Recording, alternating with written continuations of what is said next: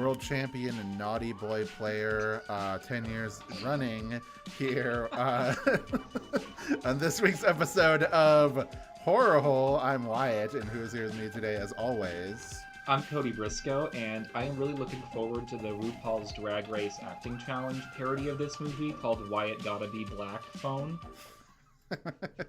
That's good. Yours is way better.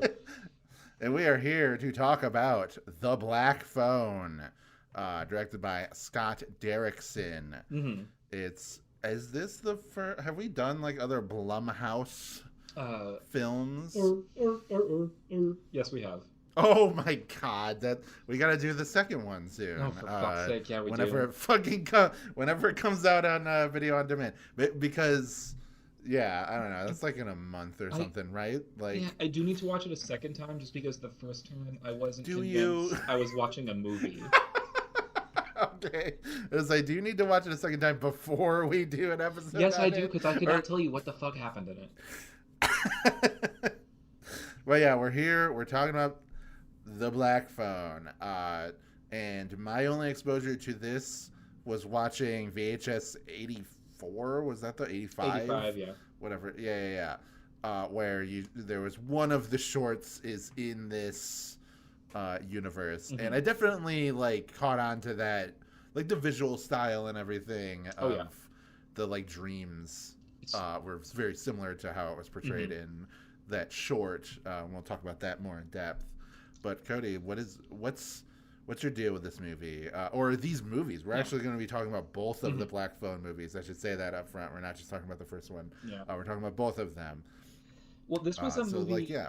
I actually avoided watching it for a while because the trailer came out and I'm like, fuck, this is really... Like, the premise is pretty similar to a screenplay that I had already written, so I avoided watching it just because I didn't want to influence any of my subsequent writing, which, gotta say, very funny that... before the first one even came out, I was already outlining ideas for a sequel to my movie, and my first thought was, ooh, it'd be really good to do a sequel in like a winter setting. Nope, can't do that now. That's funny. But I didn't watch it for a while, but I finally broke down and did, and I was very pleasantly surprised. I liked it. I never like loved it. However. And we'll talk about it, but after now watching the sequel, I think both movies work together very, very well. I agree. I was going to say I did enjoy the first movie, and then when I was watching the second movie, I was like, kind of like this one a lot better. Yeah, me too. But then as it was going on, I was like, but the first movie does have like it has like a certain quality to it that I think... they stand apart. Like they are, they're one piece. Like it makes sense that one is a sequel to the other, but the framing of both of them are so different that it's kind of hard to compare them. So it's more like they complement each other rather than like one is purely better. And I can see why people would prefer the first one over the second one, even though for my own tastes, I like the second one a lot more. Yeah. Well, the first one was still really good. So that's like, so that's, I guess, my own opinion on it is, barely even knew these movies existed until Cody was like talking about that, a couple months ago when we watched some of the VHS movies. And, as far as I'm aware, you said that it was based on a short story by... Joe Hill. Which I actually read today at work for the first time in preparation for this.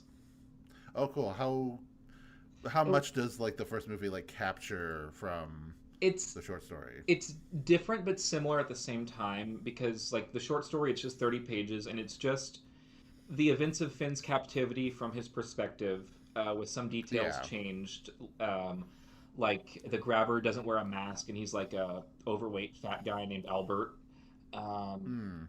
His sister is like tangentially involved, but we never like go into her perspective at all. The name has changed, and she's an older sister in the short story. That's I'm actually kind of surprised by that, because I feel like, not to typecast Joe Hill here, for his lineage, but she has shining powers. Oh, So I absolutely. was thinking that I was like, oh, that seems like something that would be in the short story. So I'm surprised that she doesn't have She like a does. significant role. She Okay, has a okay, psychic okay, sister that is just not focused on. okay. It's like Finn is like in the basement. We're gonna jump all over the place probably for this. Right, right, yeah, sure. In the short story, It's he's like in the basement and he thinks he's having a daydream of his sister riding the bike through the neighborhood and finding the black balloons. And then while he's talking to one of the ghosts on the phone, the ghost tells him like, "Oh, your sister did find those balloons, and you can ask her about it when you go home." mm, Um, yeah.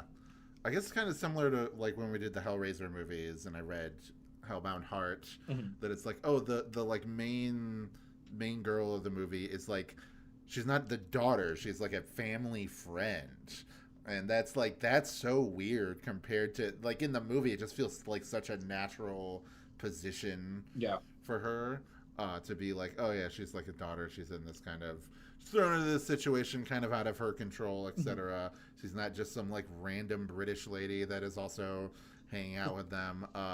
Especially You know, because I mean, I would argue this is like the character in the short story has maybe four lines directly talking hmm about her, and then for in the movies, she's the best part, I think. yeah, she's definitely like no shame or no shade to Mason Thames as Finney, Yeah. but Madeline McGraw as Gwen is just like, yeah, she kind of steals the show even in the first movie where Hmm. she's not the lead. She's she's the one that has all of the cool shit, like that kind of shit going on with Yeah. her, and She's the the one moving the plot trippy, forward. yeah, the trippy dream sequences and Hmm. everything. And like what a great character establishing moment of her coming in and like beating the shit out of one of the kids with a rock. Hmm. Like, that's just such a amazing, Hmm. fantastic, Yeah. good stuff. I mean, And that just ties then into like the whole heart of it is like their brother sister relationship feels so real, like instantly. mhm, Like I think what I yeah, noticed about this rewatch is like a lot of horror stories, they will underdevelop the protagonist characters but give a lot of mythology and backstory to the villain. These two movies kind mhm, of do the exact opposite, where the protagonist characters are very fleshed out and well acted, and the villain, you really don't know much about him. yeah. I would say, what is it? We just talked about it. Five Nights at Freddy's. Yeah. They do something. It's kind of similar where they have like the main character has. They focus a lot on him in his normal life before, and they don't really explain what the fuck is going on with like the villain. Even by the end, I had to like ask you like, what is his Well, deal? Who is this they guy, don't explain it etc. because they're just assuming that everybody going to the theaters is the Right. 12-year-olds that have watched all the Matt Pat Yeah, videos. yeah. Yeah. They're like they watched Game Theory, Hmm. so they know what they're getting into. Great. But yeah, but I actually liked. This is pretty interesting because it's like a mix between, like the typical like supernatural horror thriller kind of thing that you would get from a Stephen King, but it also does have elements of something like Silence of the Lambs, Hmm. where the villain, the grabber, like who's played by Ethan Hawke, and has like a freaky devil mask is his Yeah. that's his like thing. He's like a magician, all that stuff. That's basically like all we know about him. We can infer a lot Hmm. from the things that he says. Like he definitely had a very weird relationship with his father. Yeah. So that's I'm sure the stuff with the naughty boy stuff Hmm. and whatever came of that and his brother's drug addiction, everything like that, kind of And like the you owning know, two houses that are across the street from each other. yeah. Like the only thing that I can really say about like as a person that we can tell is like he really seems to like have some kind of trouble with his own identity. Like he hates when his Mm, mask is ripped off. It doesn't yeah. matter if he's trying to kill you. If that mask is taken off, he will. It doesn't matter. He was trying to get the mask on before, like Hmm. above all else. Um, Yeah, and that also does remind me of like the the hell Dollarhide from yeah. like Red Dragon / Manhunter, Hmm. whatever, which we talked about a while ago. Uh, God damn, how long ago was Um, that? Was that that like last year or something that that we was did that? episode It's 10, and we are on episode 25 right now. yeah, so that was a long yeah, that was a while ago. Hmm. And these are not weekly episodes, No. people, so we are not recording them every week. Um but yeah, so it reminded me of that kind of stuff, and that's where I'm like, okay, I can see people kind of preferring that. It's sort of similar to people preferring like Friday the 13th, the first one, over any of the other ones because it doesn't have a Hmm. supernatural element. Whereas like Yeah. it was to the point, like obviously there's the Shining stuff and the ghost kids talking to Finney in the basement, but when I was going to the second one, I was like, what the fuck? What is it even gonna be Yeah. What would about? you even do Like, for is that? it? Hmm. Yeah, I figured that the grabber would be involved just due to the mask being, in Marketable. the Yeah. promotional Hmm. marketing material, but it might have been like a copycat killer, something like that. Yeah. And I was like, Um, what would like, in my head, I'm like, okay, so like, what would you do? Is it gonna be like the sister is kidnapped and then Finn has to save her? Like, because that would have been right? fucking horrible. Yeah, Um, j- that would have been very lame if they just did that. But they actually found a very smart way, not to keep comparing this to other things that's over okay. and over again, but like it's like how it with Doctor Sleep is a very different sequel to The Shining, Hmm. and because it follows like a different kind of character, it has like kind of a different style to it. So it following Gwen more so than Finney, it has its feet more in that like ethereal dream world, Hmm. which is both very like I don't know, it's very unnerving. Like I think that it just feels like the whenever you're in the dream and it's that like commercial like Super 8 film quality. Hmm. I And don't know, there's there's just like, something creepy about it. there's like weird stuff with time dilation when you're in that Mm-hmm. realm, because like we see like a phone call happen across time. I mean, that's like the whole premise, but like we see like a Mm-hmm. phone call that is made in the 50s that then Gwen dreams about in the early 80s. Um, Yeah. which I mean, I guess we should mention that too, is that the direction they went with the sequel is they said, well, you know what? If they're dragging their ass making another Nightmare on Elm Street movie, then we might as well Right. fucking make one. And I think it was a really inspired choice actually. Yeah, I think that yeah, it's maybe not would please everybody, but I think it was a great choice. Hmm. I mean, I think Ethan Hawke as the grabber was like very creepy in the first movie, so I think that Yeah. it would be it was a smart move to like bring him back and everything. Hmm. And I think that they fill it with enough like of that thematic juice that it doesn't feel like it's just like a cheap copy of Yeah. or whatever. It's The, just a cheap sequel. He comes back. It feels like things change, have evolved. It's mhm. it's in a different place. It's pushing the characters forward. The characters are a little bit older now. They're like in their later teens rather than like they're like 11 or whatever the hell in the Yeah. first movie. No, my Pretty young. excuse me. No, like my favorite part aspect of that sequel, besides like the filmmaking, is the way that it pays off all of the little character beats from that first movie. Like their Yeah. dad, who was like a complete like abusive alcoholic in the first movie, has like tried to get his act together in the second one. Or like we Hmm. meet Ernesto, who is the sibling of his friend Robin in the first movie, and I really liked that character. Oh Robin yeah. got some like emotional closure as well. Yeah, the Ernesto was definitely like a very pleasant surprise to me. I found him like a very charming character, Hmm. um, and especially because like he could have just been like an annoying tag along boyfriend kind of character, but they imbued so much Hmm.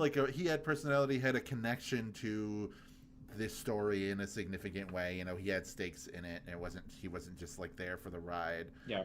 Um, and like yeah, he is able to be there and sort of, she loves Gwen Hmm. for her who she is and everything, while the rest of society sort of like either it's like you gotta hide your weird powers, or you have people like like the Christians at like that Bible camp that they're working at, Barbara.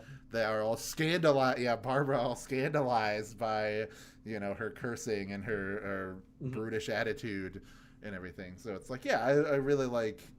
I think that they handled that very well, and I think that they did a good job of turning Finney from this protagonist that we feel really bad for because he's in this terrible situation, Mhm. and we're like, fuck, dude, how are you gonna get out of this? To somebody who are like, we empathize with him, but he's just kind of a dick in the second movie, Yeah. so you want to see him like get over this like barrier emotionally that he's like Mhm. placed on himself. um Which the get over his anger because he's his sister calls him out for like being like his dad Mhm. was. The dad, by the way, played by Jeremy Davies, who is, I know from the PS4 God of War game, he's Baldur, who's the main Really? villain in that game. As soon as I saw this dude talk and like gesture and everything, I was like, that's fucking Baldur from Wow. God of War. That's crazy. Who's a great character, great villain, in that game. So like, and he plays like a sort of like out of his mind, drunk fucking dude that's like at the end of his ropes in that game as well. So it feels like he's just like perfectly Yeah. typecast for that. But I'd say that's like if you were boil these two movies down to just like one little story beat, I would say it's the scene in the first movie, which is for sure the most horrific part of the whole movie, is when the dad is whipping Gwen because she drops his bottle of vodka, and because the cops had came to ask him about the investigation, and it's so frank and like it's really upsetting, and it's like a real portrayal of child abuse, and he's forcing her to repeat back that her dreams are just dreams because she's had dreams similar to her mother, who we learn killed herself in the first movie, and so he's forcing her to say that back and forth, and you can see like the rage in her eyes of like her not wanting to say that. Then we jump forward to the second movie, and that's like the emotional payoff is the scene towards the end where all three of them are talking, and she tells him the truth about what really happened to their mother, which is that she had been murdered by the grabber because she was onto him, and she says, "Mom was killed because her dreams weren't just dreams, and neither are mine." And that's like the the that's the climax for me of the two movies. Like that's like the emotional climax. I mean, yeah, because the double meaning of that being like, like, oh, her dreams, as in like these prophetic visions, but also like any idea that she has about like her future or whatever, they're just dreams. So like her sort of like putting down her foot and then saying like that these dreams are real is both like asserting who she is, like that her powers are real and everything, but also that she can like grow beyond that, and that she has like more prospects of the future than like her mom or even her dad. And that's true for Finney, and that's even true for her dad, that he is able to kind of like clean up his act and become a better father, which is that's like, I don't know, I think that's like good storytelling between the movies, is to have like this dad who was like he's not like a horrible human being or whatever, but he's just like a shitty dad because he's just like a drunk deadbeat. He, first scene that we see him in, he's hungover and he's pissed off that his kids are making like minor noise in the morning. And you immediately are just like, fuck this guy. Yeah. And then like, that scene, you're just like, oh yeah, he's a real piece of shit. But as it goes on, you start to gain more sympathy for him. You understand that like, yeah, he's just a dude who's had his life falling apart in front of him. His son has been kidnapped now by somebody who, by a serial killer. So it's like, it's hard to not understand on some level why somebody like that would be such a mess. Yeah. He's a highly motivated character, and I never got the sense that like he was like this when the mom was alive. It's just like this horrible thing happened to him, and he just wasn't able to move past it, and it was then passed down to his kids essentially. Yeah, Finney has an arc in the first movie. Yeah. He has that arc in the first movie as well, where it's like, he's not a very outspoken or assertive kid. He gets bullied a lot. Hmm. It's his friend Robin who is like always trying to urge him to stand up for himself because he's like really good at schoolyard fights. The best. And yeah, and then so like him being put into this situation where he is being held captive, and the film just focusing so much on the terror and the dread of what must be going through his mind Hmm. during this. And I like that they are not really like, you know they it's surprisingly left up to your imagination, I guess. Like What all of the stuff. what the I mean, there's motivations are with some the grabber? Yeah. yes, there's some Hmm. things that make it go into like, you can kind of imply maybe where this is going, but for the most part, it's like it's left up to whatever your imagination is, and like that's the horror that you're like, all right, we have to get the fuck out of here right now. Hmm. Um, and yeah, one of the most tense scenes in the movie is when he's given the lock combination and he's sneaking past the grabber who has fallen asleep, which is just like, oh, that's a cool element that like these kids who are ghosts are able to talk to him and they have information that he doesn't have, so he's able to Like, use that. It's not like it's not he's able to like make progress and like put all this stuff together, not out of convenience or trial and error, but out of these people who they were in the same position.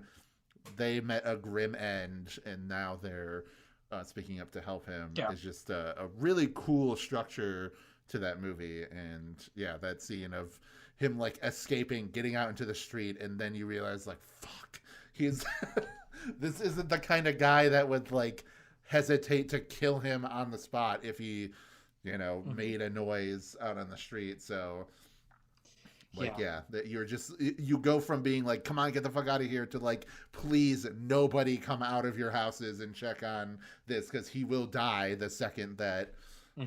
that happens.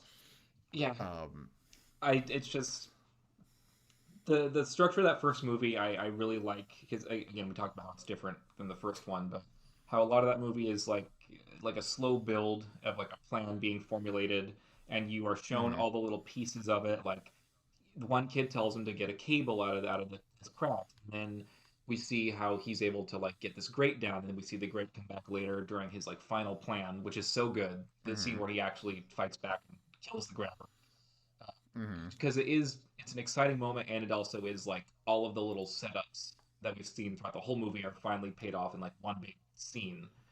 uh, Yeah. Even like the fights, like the way that he's fighting it, like Robin teaches him how to fight. We see that in this like the first scene in the movie, uh, Mhm. which I left a note in my notebook that Robin gives like the fiercest spin kick onto that fucking bully. It was so good. Right, yeah. Like he is a true, like, this kid learned fighting. Like he's not just like a street punk, that kind of thing. He has legit knowledge for fisticuffs, for fighting, and like he is able to like give that knowledge. Yeah, I really like that motivational scene of him coaching Finney on like the right way, like the right way to bob and weave and Mhm. whack him in the face with the phone. Um, and it and is very sad that, yeah, go ahead. I was like, and he is philosophical about the nature of fighting. 'Cause he's like, no, there needs to be more blood because it's better for the crowd. Right, yeah, no, I like that. I love because it's maybe a little bit like gruesome, Yeah. but his point is to send a message to the other would-be bullies or people that would fuck with him that like, look, it's not gonna be pretty if you come up against me. It's not You're not gonna come away with some like bumps on your head, Hmm. or your face or whatever. You're gonna get fucked up by me if you try to come up against me. And that's like, yeah, that kind of carries through with the next time we see a fight break out with Finney getting his ass kicked by a bunch of the bullies, and then his sister coming in Hmm. and saving him, and she is just complete like no nonsense. Again, she clubs somebody over the head with a fucking rock. Mhm. And then later when she gets her ass kicked and like gets onto the sidelines, she's sitting next to the kid that she concussed I love that little with a touch. It's like once. yeah, it's so real. It feels Mhm. like an actual like whatever. Those guys are fighting. We're not in combat right now, so let's Yeah, just chill yeah. We're and sit back. the outside of the fight. We're just on the sidelines. Yeah, we're not. We're done now. Yeah, but Um, yeah, that's I think if there's any like you know major criticisms or anything like that that I can think of, or I guess I'll ask you like, is there anything like specifically about the first movie that you feel kind of like holds it back from like um, greatness? hmm. Because again, on its own, I will say this is a solid, good movie. I Yeah. mean, I think it's just because I've had to watch it so many times now. um, Hmm. um, Nothing really that stands out. Like I think some of like the actual scare moments are like the little boy ghost jump scares can seem kind of like that's more like okay, now I can tell this is a Blumhouse movie, you know. Right. Yeah. Um, yeah, not other than that really. Yeah, it's a good setup for an even better sequel. Yeah. I would say that that's. I kind of felt that way where it's like, yeah, there's. It's hard to really pin down something specifically that kind of like keep this movie from being like, oh, this is one of my all-time favorites. I think it had like just enough of the good stuff to be like a great memorable movie, but it didn't go above and beyond in any specific thing other than the creep factor of the villain. Like I would say, like that's probably the most notable thing Yeah. about the first movie. But I'm thinking about like other movies that we've watched on this where I had not seen them before, and then I watched them. I'm like, this is one of the best movies I've ever seen. Stuff like Nope or 28 Days Later or whatever. Like Yeah. they have like a very Can you hear me? visceral Because I don't like know if my internet fucked up. I can hear you. Yeah, I can. I still hear you. Can you hear me? No, you can't hear me. Great. Oh, shit. I can't hear you if you're talking. I am talking. So, all right.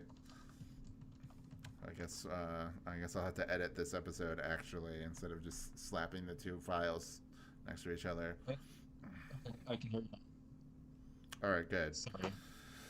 No, that's fine. I was just saying that something like a Nope or a 28 Days Later, like those had like a visceral response to me, just because like they went above and beyond being like a story that was like, oh, what if this fucked up thing happened? Yeah. And I think that Black Phone does that, but it is like a fairly standard coming of age. Here's this kid who has to rise above and, Mhm. defeat his bully and everything. I think that, like, yeah, the second movie is just a little bit more interesting. It's a little bit closer to that thing that I'm searching for as Yeah, far as, like, it's yeah, this is like a truly great horror movie. like how I mentioned that I had seen the first movie so many times, so I couldn't really come up with anything to really say about it, like that I could critique. This second movie, this is a movie that I feel like I'm gonna rewatch this a lot just because I really Yeah. it's just a cool movie to kind of spend time with. Like I love the world, the Hmm. setting is really cool, the characters are really Yep. good. Uh, any like wintertime horror like is just such a good setting that they need to use more. Hmm. Yeah. Especially, it was so, it mirrored my own life Mm. because I live in New York, and right now is end of January, beginning of February. That's when it always sucks the worst, and there's just like a huge cold snap that happened, Mhm. across America. So a lot of people, even like in the South, I'm pretty sure Yeah, that like there's a ton Texas. of like, Hmm. yeah, there's like not a ton of snow, but there was snow, like snow and ice Hmm. and stuff like that. I'm walking to work through like snow banks that are up to my stomach. God damn. It's just like yeah, the city that I live near, Syracuse, is it gets the most snow of any city in America as far as I'm aware. Like, which I thought it was Buffalo. Hmm. which is another city that gets a ridiculous amount of snow. But it's just because Syracuse is right next to a lake, so it gets that lake effect snow. Yeah. So yeah, the apocalyptic, stuck inside cabin fever kind of vibes really struck a chord with me watching this movie. On top of the fact that it's like, okay, uh, again, not to discount how good Finney was as a character and how good like Mason Thames as an actor and everything, but like going to the more interesting sibling as Yeah. the protagonist of the movie, Hmm. great choice. You know, it's a little bit more aged up, so we can have a little bit. They have like a little bit more agency as autonomous characters acting in the story. Yeah. Again, yeah, introduce characters like Ernesto Mondo, great character Oh yeah. introduced into I love into his. this situation. Like, there's so many little moments with him that I like. I like when they first arrive to the camp and they're like having their first breakfast with him, and he's like asking them why they're there, and Mm-hmm. Ernesto was like talking to him in Spanish, having like a little side conversation with him, and Ernesto's like, "Hey, leave me out Yeah, of this." yeah, yeah, yeah. That's very cute. Or I felt like a twinge of emotion when like he recognized their mom, and like he had like such a like he felt like he went from sort of a polite like, oh, what are you guys doing, to like somebody who is emotionally, now he's like emotionally invested in this. And then when he hears that she died, and for such a tragic way, like he was actually genuinely tore up about it. And like, yeah, so him and Mustang are like, they're the two cool people up there in the cabins, and then there's the other two that are like the shitty husband who is just like a complete doormat, and then his terrible wife, who great performance from that actress, by the way. She is so good at seeming yes. like an unpleasant, like Christian Mm-hmm. type. Uh, yeah.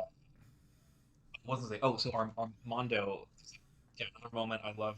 There's like a big scene towards the middle where like all the characters are together in the chapel, like discussing like what the fuck is Mm-hmm. happening because they've all just seen Gwen levitating while she was asleep.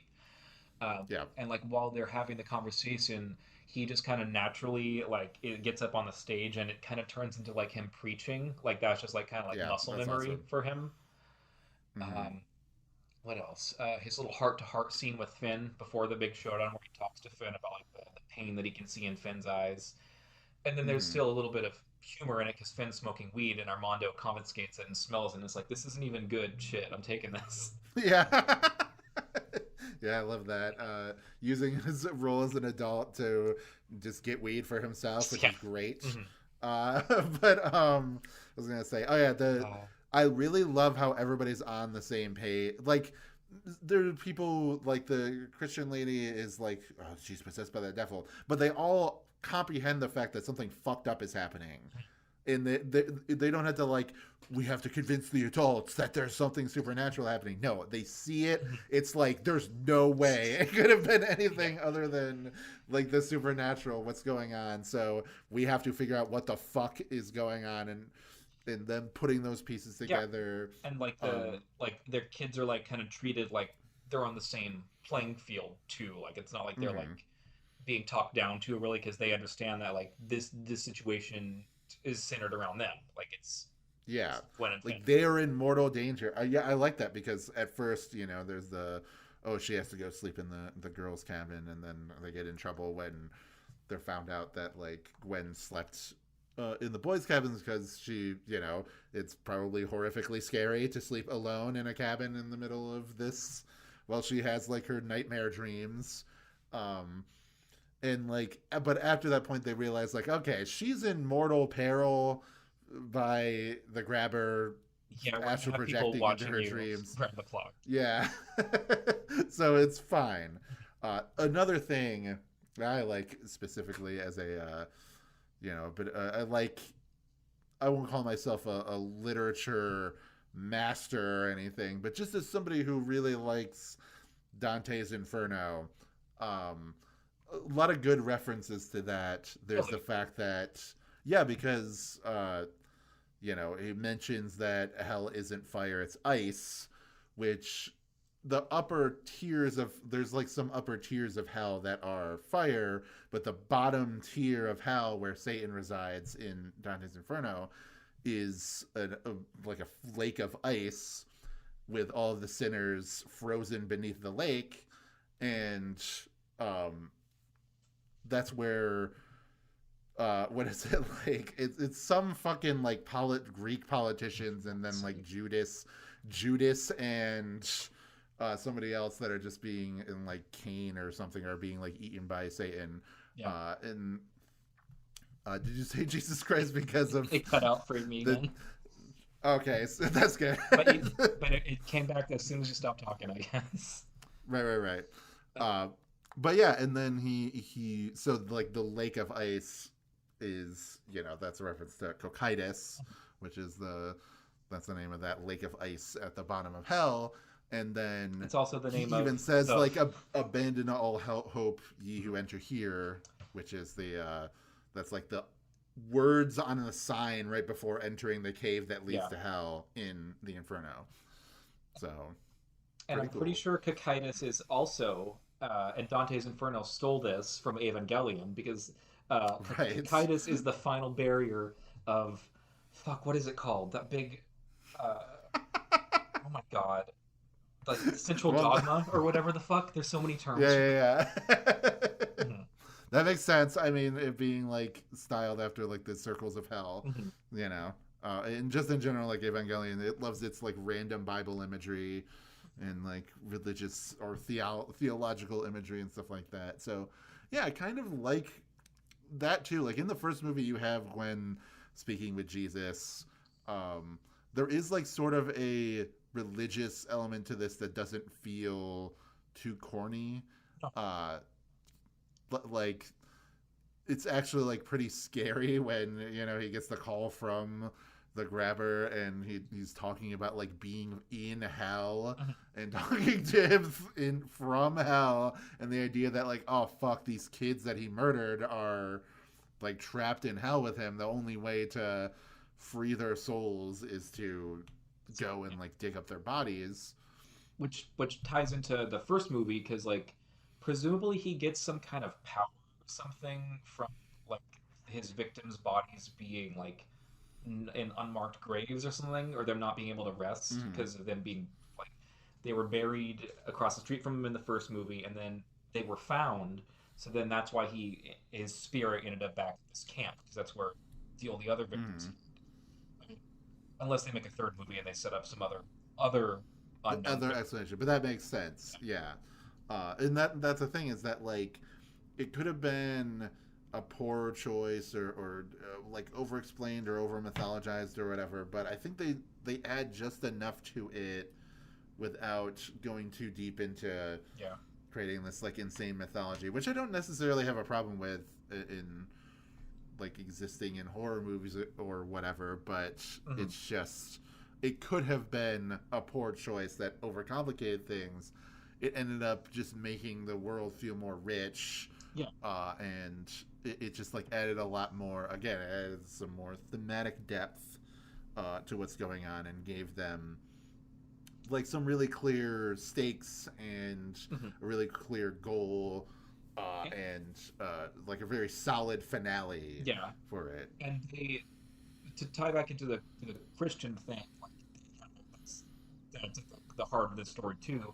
Like Gwen is a believer, and we know that the supernatural exists, but they never confirm that it's like, oh, like they're never on the phone like, yes, I'm in Christian heaven with white Jesus, Right. Yeah.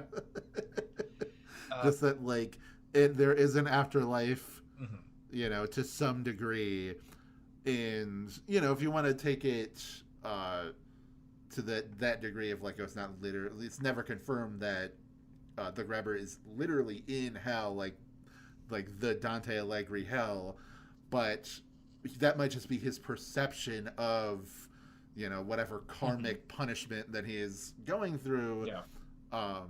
So that's why he perceives it as like this bitter cold, and that's just like, that's really cool. I think I always appreciate when these things can like throw these Mhm. like biblical references are one thing, but references to like stories, these other stories like Dante's Inferno or Paradise Lost, stuff like that. That's also very cool. Evangelion, yeah. Uh, yeah, I really like in yeah, Evangelion, of course, one of the most important biblical texts. Mhm. But that's one thing I really liked about the original Frankenstein, the Mary Shelley novel, is that the monster directly compares himself to Lucifer from Milton's Paradise Lost Hmm. by saying that like he's somebody who was like cast out of heaven because of not fitting into that society. Hmm. But for him, he considers himself an even more of an outcast than Satan because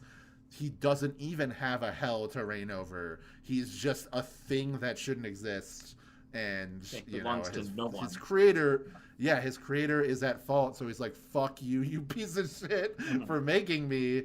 If you're going to subject me to life, then you're going to do exactly what I want you to, or I'll kill everybody that is close to you one by one." And that's just Yeah. like it makes him like a compelling and very terrifying villain, uh, because he does it with such calm, logical precision. That's why I love that version of the character, even though the classic like universal, he's a dumb grunting monster that doesn't know better. It's kind of the more famous Yeah. portrayal of the monster from Frankenstein. And then like now we have like the sexy bad boy one from the Del Toro Frankenstein. Yeah, he Still have not seen it. But looking like the guy from Beastly. he does. That's exactly what I was thinking. Hmm. Maybe because I'm a Jenny Nicholson fan, so that's why it was ever on my mind. Hmm. The movie Beastly. That's the only reason it would ever be on anybody's mind. Oh man! All right. Is there anything else? Well, I that think we wrapped it up. I hope editing this isn't a pain in the ass for you because of the fucking internet. Thankful it was only a short section, so as Yeah. long as I remember to Mhm. edit it out, it's entirely possible. I was vamping while you were Thank God going you're good on, at so that. hopefully, yeah. But yeah, I can. I really enjoyed both of these movies. I read from the Wikipedia page that the director said that he didn't really have any interest in doing a third movie unless they thought of a good enough story. Which is like, hey, that's totally respectable. They don't want to turn it into like Sinister or Yeah. fucking He's Insidious or whatever. the only director working with Blumhouse brave enough to say that. Yeah, but that just makes me think. Sorry to bring it to a thing that's completely unrelated There we go. in most ways, but it just makes me think of when Pixar was talking about Toy For Story, fuck's sake. and they're like, "There's no way we would ever do a sequel to these Mhm. movies unless we thought of a good enough idea," and they made 4. And I was like, they didn't think of a good enough idea. It was a bad idea. That's not a good sequel. And then, like, they're doing a 5th movie, and they're just gonna like, be all right, great. well, just ignore everything. Just ignore like Woody going away and everything. He's back now. Now the iPad is the villain. Mhm. Evil iPad is the villain. So we're doing. It's like, Jesus Christ, why the fuck are we still? Why is there 5 Toy Story movies? Because So- they're adding a Toy Story Land expansion to Disney's California Adventure, of course. Wyatt, don't you know this? Is that true? Is I'm, that what I'm they're? pretty sure they are. Or Yeah, or, that may would have, make- or might have already happened.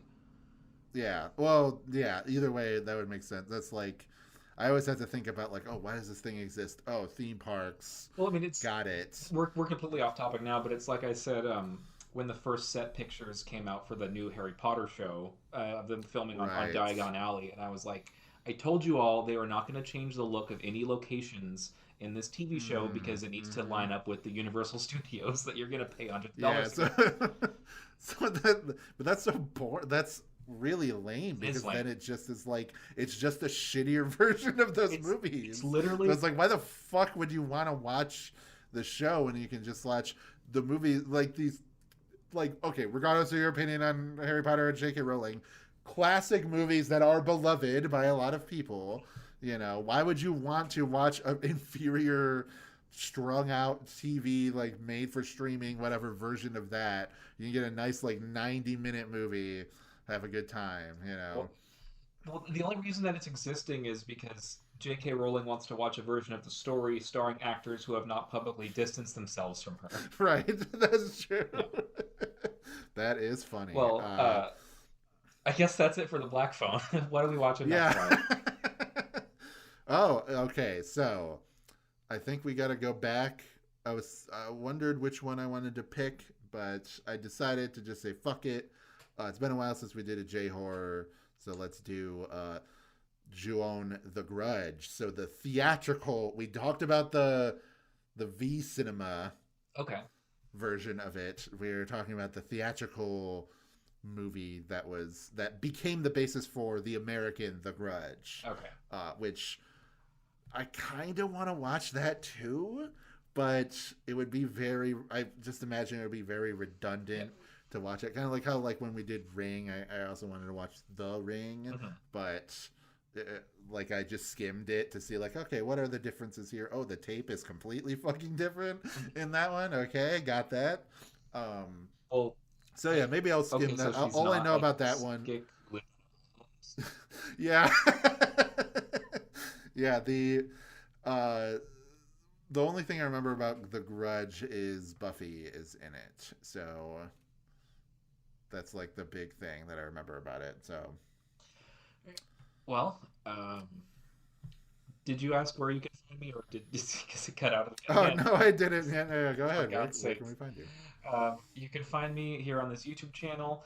It's just my name, Cody J. Briscoe. You can find me on Twitter and Blue Sky under the name Gay Boomhauer. Lately, it's been a lot of Avatar posting, and I'm really excited to be doing it. Mm. Uh, Yeah, yeah. and Yeah, yeah. you can find me the film roles that I have. You can just look up my name again on IMDb. I have another film that I'm shooting February 15th called Nemesis. I don't know when the movie's going to be released, but I'm filming it at least next month. Wow. Just like Resident Evil 3 Nemesis. But all right. Well, you can find me on Twitter and Blue Sky at WazRanger, WAZP Ranger. It's mostly stream and catch this stuff on Twitter. I've just been bitching at Dragon Ball fans for like the past 2 weeks. That's all I've been doing. Because there's a lot of stupid discourse that's been happening, on Twitter around that. So whatever. Follow me there. Follow me on Blue Sky. I post about the podcast I'm in, Cartoon Buffoons. That's the main one. So check that out on my channel. It's Only Magic on YouTube. If you want to support me, you get the episodes a week early with $3. Thumbs up. We haven't recorded any more episodes of Well Cool Robot, so I won't plug that until we do. But all right, it was fun. Black Phone movies get 2 thumbs up from me, both of them. So I really enjoyed them. I really loved the second one. It was they were totally boom, like modern classics. I would agree. So join us next time as we go back to the early 2000s and talk about Ju-on the Grudge. See you there. Peace out.